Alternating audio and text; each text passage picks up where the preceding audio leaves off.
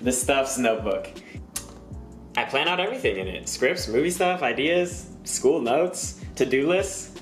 Today, it is Tuesday, and that means it's time for a tutorial.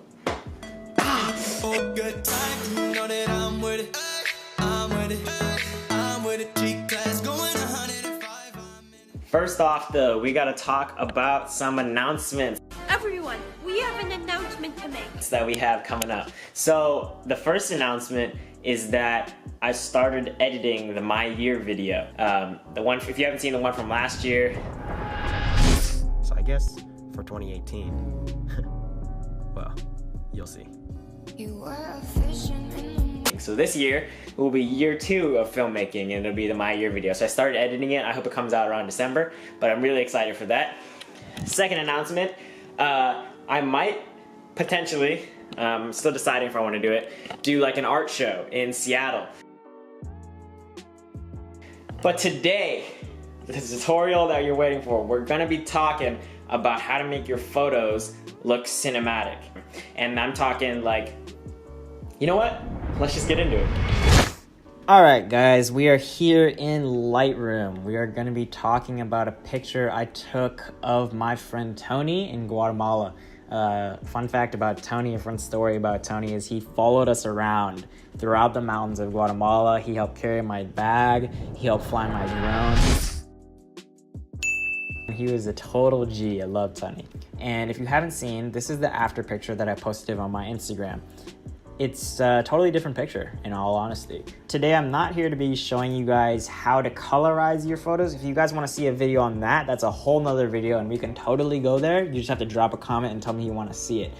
What we are going to be talking about today is 1 or 2 really, really important tips to build the base in order for you guys to really be able to go into deeply coloring your photos and bringing your own style out of them.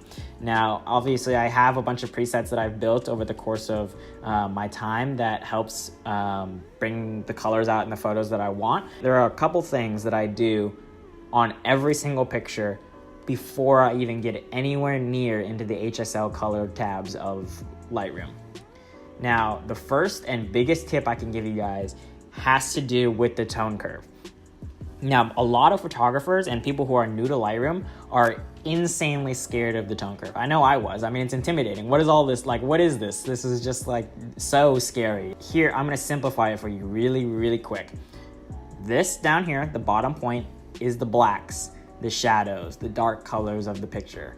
This up here is the highlights, the whites, everything that's really bright about the picture. Everything in here is in between. Now, here's what is important about the tone curve, and here's what I do on every single picture before I even get into anything else about editing it. You put a point 3/4 that way of the way up the line, a point dead center, and a point 1/4 of the way up the line. There you have right here, you have 5 total points. I know the 4th thing just made no sense because there's 5 points and that makes 0 sense, but you know what I'm saying. And here's what we're gonna do. You wanna make the letter S. Simple as that. You want to make the letter S. It's called an S curve. Okay, here we go. The first thing that you do is you take your black, your lowest black point, and you bring it up just a little bit. And what that does is it fades the blacks in your picture to give it a more like a vintage cinematic look. If you bring it all the way up, you can see what happens. It's a total meme. If you bring it all the way over here, it makes everything darker. You bring it up, it fades the blacks. Second thing I do is I go to the top point here, the highlights, and I drag it down just a little bit. And what you can see that does is it just darkens the highlights just a little bit. And the reason we're doing this is because it's gonna help you when you get back into your basic correction. And we'll get there in a second. Now, these 3 points make a huge difference in your photos. If your photo's not looking the way you want it in terms of exposure, these 3 points can help you fix that drastically. So the first one I drag is, I just drag it down a little bit, make everything a little bit darker, not too much. Grab the middle point, bring it up a little bit. And grab this point here, right before the last highlights point, and you can see kind of just how crazy it is with this picture.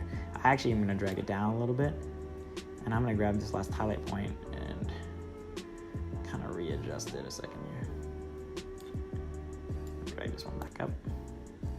And I actually don't like where this last dark point is, or the second to last dark point is. We're gonna bring it up a little bit. All right, so if you can see, it's a really, really subtle S. If these lines were to continue going, it would make the most subtle little curve. It's an S curve if it were to keep going.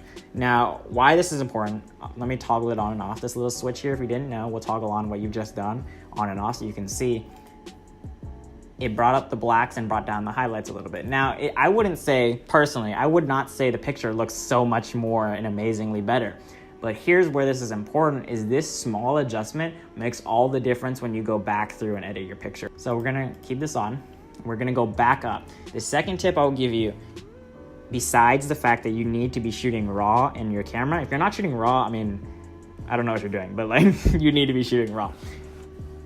The second tip I can give you that will instantly make your photos better is to turn your shadows up, because it brings back all of the detail in all these shadows. Bring your highlights down, because it was an overcast day out there and you can actually see, originally you couldn't even see what was in the clouds, it was like that. But when you bring the highlights back down, suddenly the details in the clouds start to pop out a little bit. These two sliders are huge. And then the last thing is bring your clarity up just a little bit, around 30 or so, is between 15 to 30 is usually where I keep it at. And it brings the sharpness back. Now this right here, this is a base. This is what you need as a cinematic base in order to colorize successfully and make a really cinematic picture. But these two tips that I just gave you on the tone curve and then going back into the basic adjustments, build the base for you in order to bring out the best in your photos. So let's take a look. The backslash key on your keyboard will go back and forth. It will toggle the edits you've just made on and off. That's the before, that's the after. It's already more cinematic. Obviously, we can go in another video, we can go all the way into making it look like this or in a different color altogether. You guys let me know in the comments if this helped you and if you guys want to see that video. But that's it. Those two tips will make a huge difference for you in Lightroom when you're building up your pictures. So we're gonna jump right back to the end of the video, to the outro, and we're gonna talk about who won the Jord Watch giveaway. The thing everybody wants to know about is who won the giveaway. I'm not sure if they emailed you, like the losers. So if you didn't get the email saying you won, you lost, obviously.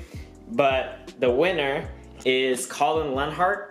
We sent you an email saying you won $100 to Jord Watches. So congrats on that. For those of you who applied and didn't win, I still appreciate all of you. And there will be another giveaway coming up once we hit another milestone on one of my social media platforms or whatever. So yeah. Hey guys, thanks for watching the video. If you liked that, be sure to subscribe and check out this film right here also, Apocalypse Now. Pretty similar to what you just watched. No way, you're shouting Apocalypse Now! It's a great film, go check it out. See you guys. I love the smell of napalm in the morning. If you want a good time, you know that I'm with it. Yeah, I'm with it. I'm with it.